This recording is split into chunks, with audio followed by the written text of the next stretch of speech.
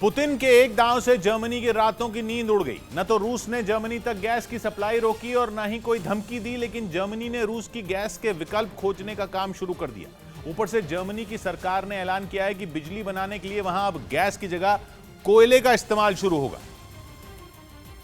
मतलब जर्मनी अब कोयले से बिजली बनाएगा ताकि गैस की खपत कम की जा सके। हालांकि कोयले से बिजली बनाना प्रदूषण की बहुत बड़ी वजह बनेगा। ऐसा प्रदूषण होगा जो यूरोप के लोगों की सेहत बेहद खराब कर सकता है।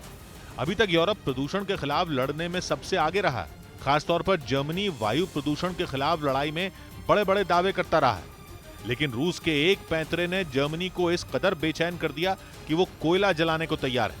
वो अपने नागरिकों की जान का जोखिम लेने के लिए भी तैयार है। जर्मनी की हवा में कितना भी जहर घुले, फिलहाल तो उसे रूस की गैस के विकल्प की तलाश है। जर्मनी की तैयारी यह है कि वो अपने बिजली बनाने के कारखानों में गैस का इस्तेमाल बंद कर दे। गैस की जगह ईंधन के तौर पर कोयले का इस्तेमाल किया जाए। उसका मकसद सिर्फ यह है कि गैस की जरूरत कम की जा सके। क्योंकि गैस की जरूरत जितनी कम होगी, रूस के सामने जर्मनी की लाचारी भी उतनी ही कम होगी। जर्मनी की छटपटाहट इसलिए बढ़ गई है क्योंकि रूस ने गैस की सप्लाई अचानक कम कर दी। हालांकि रूस की तरफ से साफ कहा गया है कि तकनीकी खामी की वजह से सप्लाई में कटौती हुई है, जिसे जल्द ही दुरुस्त किया जाएगा।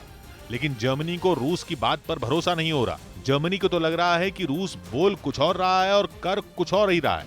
मतलब तकनीकी खामी तो केवल बहाना है, उसका मकसद तो जर्मनी को ट्रेलर दिखाना है। जर्मनी मान चुका है कि रूस कभी भी जर्मनी तक पहुंचने वाली नेचुरल गैस की सप्लाई बंद कर सकता है।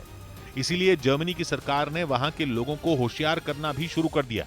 लोगों से अपील की गई है कि गैस का इस्तेमाल किफायत से किया जाए, ताकि जर्मनी अपने गैस के भंडार को बुरे वक्त के लिए बचा कर रख पाए। जर्मनी की सबसे बड़ी टेंशन यह है कि सर्दियां आने में कुछ ही महीने बाकी हैं और उस वक्त यूरोप में गैस की खपत बढ़नी तय है।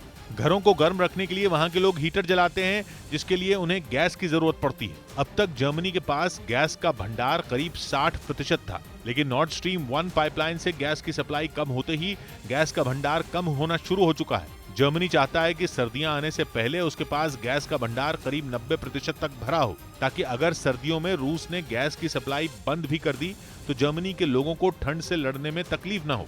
यही वजह है कि जर्मनी की नजर अब हर उस काम और हर उस उद्योग पर है जिसमें गैस का इस्तेमाल होता है। इसीलिए उसे प्रदूषण से समझौता मंजूर है, लेकिन रूस के आगे घुटने टेकना मंजूर नहीं है।